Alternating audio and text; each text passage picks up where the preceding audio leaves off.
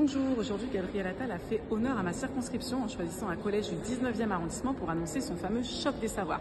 J'aurais aimé qu'il fasse aussi honneur à l'usage protocolaire qui veut qu'un ministre prévienne le ou la députée de la circonscription où il se déplace. Ça m'aurait permis de venir le voir et peut-être de l'alerter sur les nombreux enfants à la rue que j'ai dans ma circonscription. Et en tout cas, les annonces elles-mêmes ne font pas non plus honneur à l'école publique puisque, alors là, on a un festival de vieilles rengaines réactionnaires saupoudrées de petites lubies modernistes. Je veux dire l'école du tri qui a été applaudie dès demain par le Rassemblement national. On va faire des groupes de niveau, c'est-à-dire on va séparer les bons et les mauvais et puis on va s'assurer que les mauvais ils puissent pas trop puissent trop continuer leur scolarité et vont probablement se retrouver un peu plus vite éjectés du système scolaire comme avec l'histoire du brevet obligatoire pour passer en lycée. Mais par contre, on n'apporte pas de réponse à comment on va accompagner ces élèves défavorisés, comment on va leur permettre justement d'accéder à la réussite scolaire, puisque la seule réponse, c'est l'intelligence artificielle.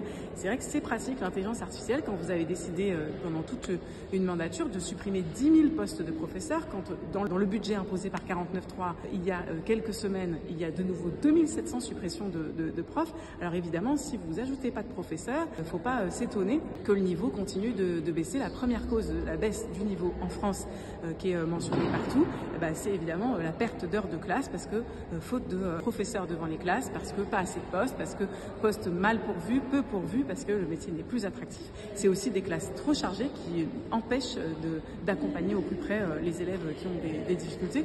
Donc aucune réponse apportée à ces problèmes-là. On prend toujours les mêmes recettes, on ressort même des vieilles recettes réactionnaires du placard, on remet en cause même l'idée du collège unique qui était une grande avancée pour une élévation générale du niveau scolaire et pour lutter contre la ségrégation scolaire et sociale.